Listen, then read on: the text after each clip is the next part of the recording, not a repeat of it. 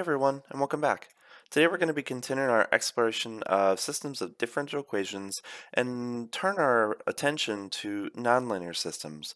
Over the past several videos, we've been primarily focused on linear systems and their phase portraits, so now we're going to try and generalize that. In particular, any theory discussed in this video can easily be extended to the time-varying nonlinear system approach, but we're going to be focused primarily on the non-time varying nonlinear systems, right? But keep in mind you can easily generalize it if you wish. So let's start off by giving a nonlinear system of differential equations for us to sort of explore. In particular, x prime is equal to 6x minus 2x squared minus xy, and y prime is equal to 6y minus 2x squared minus xy. Obviously, the linear portion is just the first term of each, and the nonlinear portions are going to be the second two. X times x would be a linear term, and x times y would also be a nonlinear term, since we do not know what x nor y is, and x and y are not just isolated from itself and others. So the first thing that we need to do in order to understand the dynamics of this nonlinear system is to first find the critical points of the system.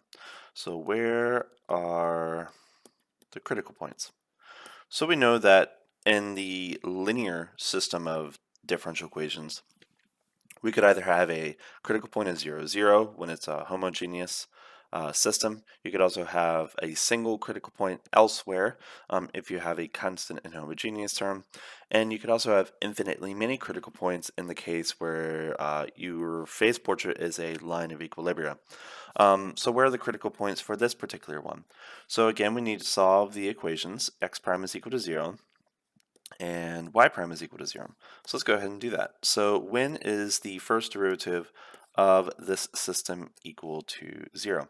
So that's going to be equal to 6x minus 2x squared minus xy is equal to 0. Everything has an x in it, so we can factor that out. So we're just going to have x times 6 minus 2x minus y is equal to 0. So what we have here is either x is equal to 0 or 6 minus 2x minus y is equal to 0, which is equivalent to y is equal to minus 2x plus 6. So either that or that is true. And if we take a look at our y prime is equal to 0 equation, that's going to be equal to 6y minus 2x squared minus xy is equal to 0. We don't have a y in this particular expression, so we would sort of have to solve for y here. So what we can do is we can do y times 6 minus x minus 2x squared is equal to 0. Add 2x squared to both sides and divide both sides by 6 minus x. So what you're going to get is that y must be equal to 2x squared over 6 minus x, right? And these must be true simultaneously. So either you have this pairing or you have that pairing, and that's going to generate your system critical points. So if we sort of graph out those particular things, right? So let this be x and let this be y. Our first equation is that x must be equal to 0, so that's obviously going to be our vertical y-axis. We have y is equal to negative 2x plus 6, so that's going to be this line right here. All right, so that's y is equal to minus 2x plus 6. And then we have this curve here, which is 2x squared over 6 minus x, and one can find that that curve has this type of shape here. So a couple points of interest in particular, the dotted vertical axis and the orange curve cross at the origin, in particular 0, 0. So that's going to be this first pairing. And then the second pairing is where that line and that orange curve cross, which is going to be located here, which is the point 2, 2. Notice you could also find this point here to be 0, 6, but that is not a critical point because that's where these two cross, not the y prime is equal to 0 case, right? So we have two critical points. We have 0, 0 and 2, 2. So let's formally declare that. So therefore 0, 0 and 2, 2 are our critical points. So now that we have classified our critical points, or we found our critical points, now we need to classify them as like a spiral sink, a spiral source, a nodal sink, a nodal source, a saddle point, a center, you know, all those things, right? So what are they? So one tool that we're definitely going to be using with nonlinear systems is a idea from multivariable calculus. So what we're first going to be doing is defining x prime to be equal to capital F of xy and y prime to be equal to capital G of xy. So we're going to assume that t is not present on the right-hand side of the equation, i.e. this is going to be an autonomous nonlinear system of differential equations. So what we're going to do is we're going to analyze what is called the Jacobian of the system. The Jacobian of the system. Because you remember from multi-calc, the Jacobian of the system in some sense can be viewed as a linearization of a multidimensional surface about a point or a set of points. So the Jacobian of the system is going to be, in general form, a function of x and y, and it's going to be equal to the partial derivative of capital F with respect to x, the y derivative with respect to of f with respect to y, and then capital G with respect to x and capital G with respect to y. So that's going to be, again, a 2 by 2 system of algebraic equations, potentially, and then we can plug in our critical points into this, and we can sort of analyze and pretend that is the linear around that particular point, and then we can use our same theory of eigenvalues and eigenvectors from before to analyze the phase portrait of our nonlinear system around each of those critical points that we found. So practically all this does is it linearizes locally our system.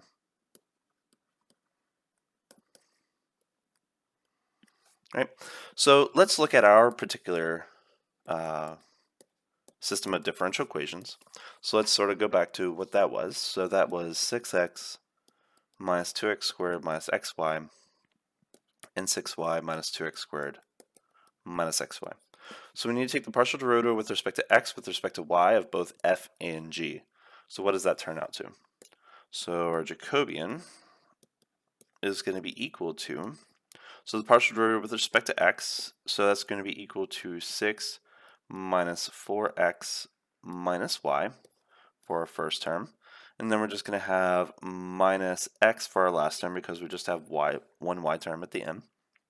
And then with respect to x of the last function, so it's just going to give us those two terms, so it's going to be equal to minus 4x minus y. And then with respect to y, so we have two terms, the first and the last, so it's going to give us 6 minus x. So this is the Jacobian of our nonlinear system. Now we're going to plug in each of our critical points into the Jacobian, find the eigenvalues and eigenvectors, and that's going to give us our local behavior for our nonlinear system. So if we look at the Jacobian at our first critical point, 0, 0, that's going to give us, so notice that we're just going to have 6 and 6 left over, so we're going to have 6, 0, 0, 6. So our eigenvalues are strictly on the diagonal. So that's going to be lambda 1 is equal to lambda 2 is equal to 6, which means that we have an unstable or a source node. So an unstable, aka source node or nodal source. So we already know what sort of that looks like. And let's also give some eigenvectors here. So eigenvector 1 can be found to be 1, 0. Eigenvector 2 can be found to be 0, 1. So that's the local dynamics around 0, 0. And for our other critical point, which was found to be 2, 2, once you plug that into our Jacobian, you're going to have minus 4, minus 2, minus 10, and minus positive 4. And from here, you can find that your eigenvalues are lambda 1 is equal to 6, lambda 2 is equal to minus 6. So since they're opposite and real, that's obviously going to be a saddle point. And then we can find our eigenvalues to be v1 is equal to 1 minus 5, and v2 to be equal to 1, 1.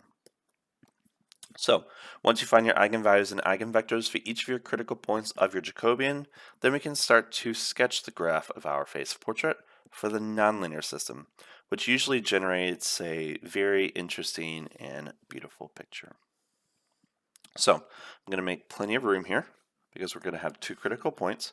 We have this critical point here, which is 0, 0, and we're going to have another critical point over here, which is going to be the point 2, 2. So that's where our critical points are going to be. So let's start with our our saddle point. Our saddle point is pretty easy to graph.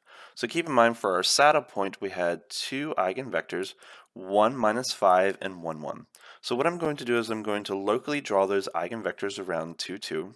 So this is going to be our v2 eigenvector, and then 1 -5 is going to be something like this.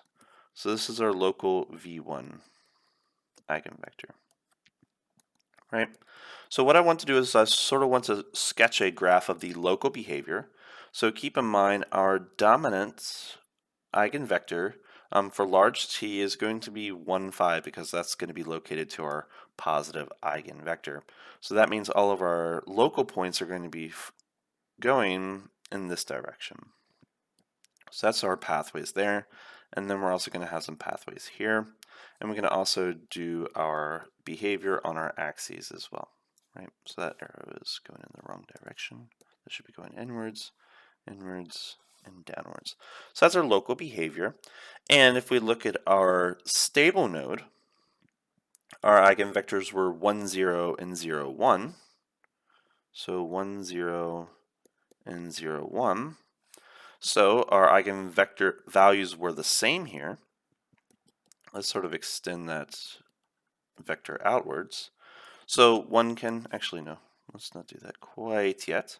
So our behavior for this node will be equal to a source node with equal linear trajectories. So that's our local behavior there. Now, everything in between is just an extrapolation of these two pictures. So this particular line, so that's our 1, 1 vector, one can find that these lines will stay on that particular line, and these curves will actually switch over into that saddle behavior. These points will actually switch down into that saddle behavior if they go far enough, right? So if we sort of extend this far enough, right? So this point tries to go over, but it's eventually going to go downwards, right? So you have this particular point that's going to curve upwards eventually. But in some sense, these points over here, they are isolated and not really affected by that nodal source, right? So you have this type of behavior. Right? And that would be the phase portrait, at least locally and also globally with respect to both of them for this particular nonlinear system. Let's look at a practical example of how we can use this in real life. In particular, the equation theta double prime plus c over m theta prime plus g over L sine theta is equal to 0. If you've studied any basic physics, you should recognize this equation as the equation for the simple pendulum. So this is the simple pendulum example with an additional term, in particular this term, which you may already remember or know as the damping term, which is sometimes due to friction and other means. So the first thing we want to do is convert this into a second order or a first order system of differential equations. So what I want to do is I want to introduce two variables, x and y. I'm going to call x to be equal to theta and y to be equal to theta prime. If that is the case, that means x prime and y prime are going to be equal to theta prime and theta double prime respectively, but theta prime has a new name, its name is just y, and theta double prime can be solved for in that first differential equation. So we're going to have minus c over m theta prime minus g over L sine of theta. So that's going to be our first order nonlinear system of differential equations. So if we write this in matrix form, what we're going to have is xy prime will be equal to y, which is just a fancy way of saying theta prime. So we have theta prime, which is now y. And on our second equation, we're going to have minus g over L sine of theta, and theta is just x, so I can write that as sine of x. And then we have minus c over m theta prime is just y. So that is our system of equations. Nonlinear, obviously by this term right here. So the first thing that we need to find is the critical points of the system. So when is x prime equal to 0? So that's obviously true if and only if y is equal to 0. So that's the first easiest piece. Now let's find when y prime is equal to 0. So y prime is equal to 0 when minus g over L sine of x minus c over my is going to be equal to 0. Keep in mind, y is equal to 0 is a must, therefore I can just delete this particular term, and that's just going to be left with g over L times the sine of x is equal to 0. And again, that negative sign in front of our g over L can just eliminate since we're equal to 0. Oh, so this is also equal to, since assuming that g is not equal to 0, that g corresponds to the gravity coefficient and L represents the length of our simple pendulum string, then we're just going to be left with the equation sine of x is equal to 0. So when is sine x equal to 0? So that occurs when x is equal to 0, pi, 2 pi, 3 pi, and all their positives and negative multiples of pi. Right? So those are our x's, and that is our only y. So what are our critical points?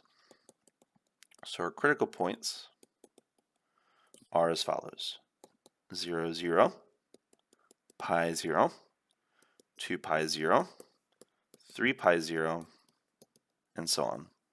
Now, for this demonstration, I'm only going to be focused on the first two, and one should be able to verify that the behavior at 0, 0 will be the same as 2 pi 0, the behavior at pi 0 will be the same as 3 pi 0, and the same also goes for the negative multiples of pi as well.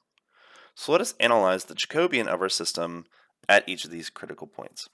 So first off, what is the Jacobian? So the Jacobian of x of y is going to be equal to, one can find, to be 0, 1, and then over here we're going to have minus g over L cosine of x, that's the derivative of sine, and then minus c over m, that's just the derivative of y with respect to y.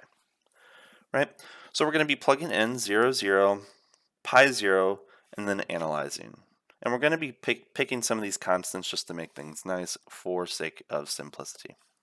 So if we evaluate the Jacobian at 0, 0, what we're going to be having is 0, 1, minus c over m. The cosine of 0 is equal to 1, so we're just going to be left with minus g over L. So what are the eigenvalues of this particular system? So we're going to subtract lambda from the diagonals and find the determinant of that, set it equal to 0, and solve for lambda, which you can find to be equal to lambda squared plus c over m lambda, and then plus g over L is equal to 0. And all we really need to do is look at the determinant of this and see if it's positive or negative to sort of get some general behavior. So the discriminant of this is going to be equal to b squared minus 4ac. And what is this going to be equal to? So once we get a common denominator here, we're going to have lc squared minus 4gm squared all over lm squared.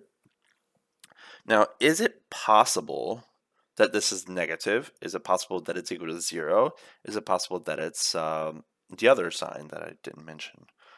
Generally speaking, as long as you choose these numbers L, C, G, and M cleverly, you could literally get any of those solutions, right? So let's choose a particular one. In particular, M is equal to 1, L is equal to 3, C is equal to 1, and G is equal to 9.8.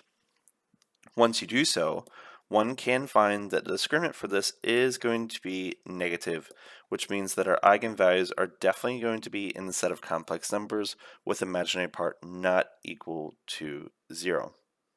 And since one can find that minus c over m is going to be negative in that particular case, right? Because it's negative b, so that's sort of talking about the real part of that complex eigenvalue. Then what are we going to have? So we have a negative real part for a complex eigenvalue. So what we're going to have is we're going to have a spiral sink. A spiral sink. So that's the type of critical point that 0, 0 is going to be in. And also keep in mind that some people also will call a spiral sink a focus point. So we've identified what our Jacobian is at that point. Now let's look at the other point, which is at pi 0. So the Jacobian at pi 0. So as usual, we're going to take the partial derivatives with respect to x and y respectively, and we're going to have 0, 1 g over L and minus c over m. So once we find the characteristic polynomial with respect to lambda, you're going to find lambda squared plus c over m lambda minus c over L is equal to 0. And the discriminant for this is going to be equal to c squared over m squared. So b squared minus 4ac. And what is that going to be? So those negatives turn into a positive. And then once we get a common denominator, we're going to have LC squared plus 4GM squared all over LM squared. Now here, as long as G is not negative, our gravity coefficient, and as long as the length of our pendulum is not negative, which in some sense is practically impossible, this is actually always greater than 0. Assuming that c and m are not complex numbers, of course, right? So we have a positive discriminant, which means that our lambda values are going to be in the set of real numbers. So all we need to do is see if it's a positive number or a negative number in terms of, or they could be the same signs, right? Both positive or both negative. So lambda 1 for our case is going to be equal to minus c over 2m plus the square root of our discriminant divided by 2, and lambda 2 will be equal to minus c over 2m minus the square root of our discriminant divided by 2. For our example, one can find that this is going to be equal to the square root of 14 minus 1 divided by 2 and minus the square root of 14 minus 1 divided by 2, which is a positive and negative number respectively. So what we have is eigenvalues of opposite signs. So opposite sign real eigenvalue. So what does that mean? That means that this point, pi 0, and all of its odd multiples of pi, is a saddle point. All right. So we have a saddle point and we have a spiral sink. So let's see if we can sketch out the face portrait for this interesting piece. Right? Keep in mind, 0, 0 is one of the critical points. Pi is another. We also have negative pi also. And also, let's sort of sketch briefly 2 pi and minus 2 pi. And this phase portrait is actually quite pretty. So let's draw our eigenvectors for minus pi and pi because that's where our saddle points are going to be. So I'm going to use solid lines even though they're not really solid. So there's going to be one eigenvector there. And then over here we're going to have another eigenvector here, then another eigenvector there. They're going to be approximately 45-degree angles for most numbers, but technically these can slant if you put your forcing terms a little bit extreme. And that should twist down. So for our other points, actually let's look at our saddle points. I think that's a little bit more interesting to start with. So one can find that your behavior locally is going to be this point here, this direction here, and this direction here, with local behaviors in these particular directions. And it's going to mirror periodically, so this is going to be this way here, this is going to be that way also, and then here, here, and then for our axes here. Now, let's see if we can fill in the holes between here, especially around 0, 0. So what's going to happen here, notice that these points are going to be cycling, but it's going to spiral inwards if you get closer and closer to that origin, right? Right. So you get this type of picture, right? Let's draw in some more pretty lines here. That's practically what we have there. And notice that at 2 pi minus 2 pi, it also is going to spiral around there, also spiral around there, right?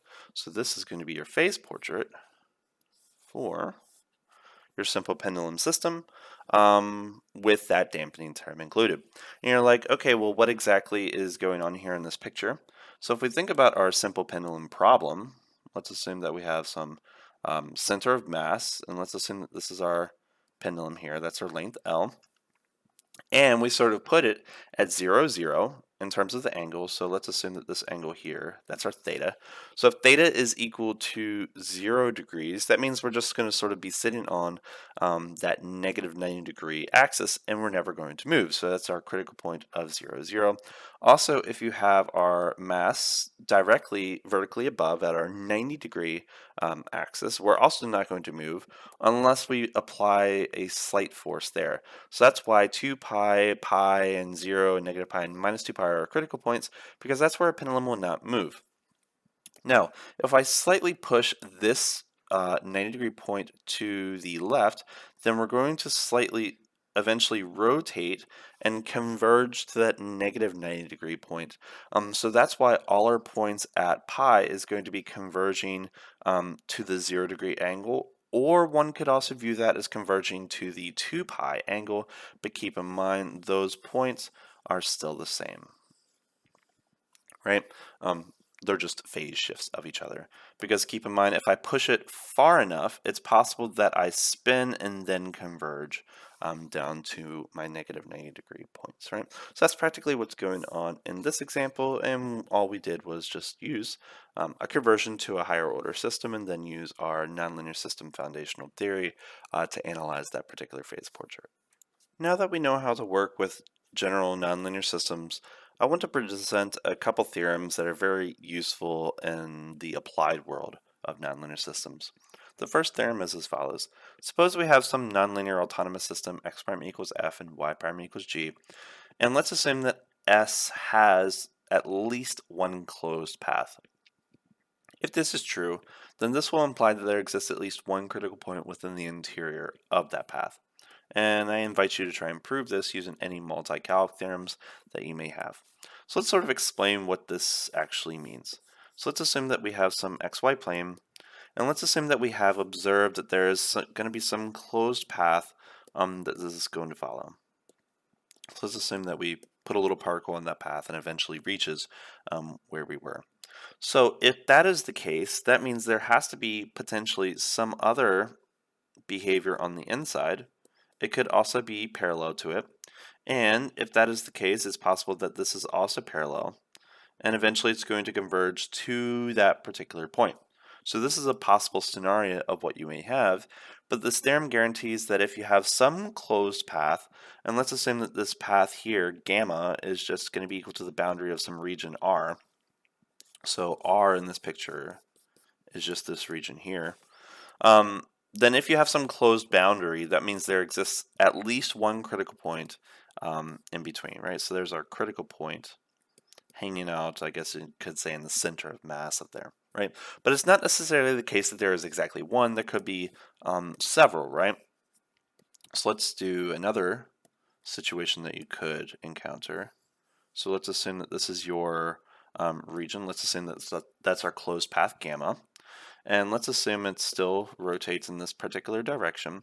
And let's assume that we have, let's see, let's try and draw something a little bit interesting. And let's assume that this is this particular picture, right? So what I'm trying to emphasize here is that it's possible that if you get close enough, that it's going to get closer there. It's going to get closer there in a spiral center fashion, right? So those are critical points here, critical point here, and critical point here, right? Now, again, it's not necessarily true that these points converge down. Obviously, here we have centers, here we have spiral centers, or spiral sinks. You could have that there's spiral sources as well. But if they're spiral sources, then what you have is a very interesting scenario. So let's assume that this is our only critical point, and in particular it's a spiral source. So what you're going to have here is that we're sort of bounded to this particular curve. So it's possible that once it gets beyond some certain realm, that we're actually going to be merging into this closed contour. Right? So that would be your spiral source. that is located within some closed contour boundary. The next theorem that I want to look at is quite interesting. I won't provide you a explanation of what this means in pictures, but I will prove it for you to sort of change the sides a little bit here.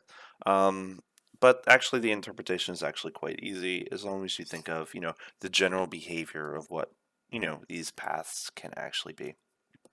So how would we go ahead and prove that this is indeed the case, right? And keep in mind this theorem says the following. If the divergence of S is always positive or negative in some region, not necessarily the whole plane, but just some subset of that region, then S cannot contain any closed paths within that region. So what do we mean by divergence? So keep in mind if the divergence, so let's actually just define the divergence in case you don't remember. So the divergence of the vector field S is just going to be equal to the partial derivative of f with respect to x plus the partial derivative of g with respect to y, right? And here we're assuming that this comes from our system x prime is equal to f and y prime is equal to g. Right? Now, how are we going to prove this? What I want to do is, let's do a proof by contradiction. So let's assume that gamma is closed with interior R, and let's assume it has a period t. Not necessary because it's possible that it accelerates as you go through that closed path, but let's assume that it has a fixed period t. You can always accelerate if you wish. So if we integrate across this region, what are we going to have? So we're going to have the partial derivative of f with respect to x plus the partial derivative of g with respect to y with respect to the region is not equal to 0 because we're assuming that the divergence is always positive or always negative, right? Keep in mind this is true if this is true or that is true. So the double integral across the region of the divergence is not equal to 0. So what does that mean? So that means if that is true, maybe we can get a contradiction out of this if we use a theorem for multicalc. Because keep in mind, we can do the integral over the region to be equal to a line integral over the boundary of that region. All right, so that's going to be f dy minus g dx, and that's going to be equal to what we have. But keep in mind, what is f and what is g? Because keep in mind that x prime is equal to f and y prime is equal to g. So that's the same as dx over dt is equal to f and dy over dt is equal to g. And we can solve each of these equations for dx and dy and substitute them into this relation. So once we do that, we're going to have that this line integral is going to be equivalent to fg dt minus gf dt, and we can factor out a t differential out of both of those terms, and we're going to have the integral over the path is going to be equal to fg minus gf. I don't want to switch the signs here. So fg minus gf times dt, but we know that's going to be equal to, if we look at the one of the paths at least, the integral from 0 to dt, that's going to be equal to 0. Right? But we've already shown that this cannot be equal to 0 if this and this is true, and therefore that gives us our contradiction. Right? So if you have the divergence of a vector field within some region whose boundary is R, that's always positive or negative in terms of the divergence, it's impossible for you to have any closed paths within that region, which would be where the gradient would be equal to 0. The last theorem that I want to introduce about nonlinear systems, because generally speaking, linear systems can be quite complex, but I think it's quite beautiful that these theorems can actually still be built for all nonlinear systems. And this last theorem does have a particular name. It's called the Poincare-Bendixson theorem. So what we're going to do is we're going to be defining the closure of a region to be equal to the interior of the region unionized with its boundary. And let's assume that the gradient of S is not equal to 0 for all x, y within that particular closure. So let's assume that L is just going to be some path that belongs to the closure, either the boundary or the interior for some t0, and then let's assume that it stays within that region for all t bigger than that t0. Then this path is either a closed path in that region, or it's going to be a path that spirals towards a closed path if t gets large enough. So let's sort of walk through a picture to sort of guide us of what we're actually talking about here. Right? So let's assume that this is x and this is y. So let's assume that we have some path that's sort of doing its own thing. Who really knows what it's doing? Nobody cares. But let's assume that it gets inside of this region and it never leaves, right? So this line is the boundary of this region. This is the region inside, and the union of those is this R closure, right? So once you step into this blue circle, you can't leave. So keep in mind, let's assume that it doesn't stop eventually, right? So what's going to happen is either it's going to spiral towards some, let's say, spiral sink, or it's going to converge to a closed path, right? So it's possible that it gets closer into this realm, right? So it's possible that this trajectory goes into a closed path, right? And so it spirals towards a closed path, that's case one, and it's a closed path, so it could be the actual boundary, right? It could be this actual boundary in this particular world, right? So one of these situations is definitely true. Now keep in mind, if this other path down here is converged to a closed path, then that implies that it's possible that some of these points actually are converging to a spiral sink, or it could be a spiral source, who knows, right? So for example, if we go up here, it's possible that we sink into there. So once you enter this region, you cannot leave. That's the rule. What a sad rule, right? Anyway, that's pretty much what the Poincare-Bendixson theorem says, which is quite nice. All right.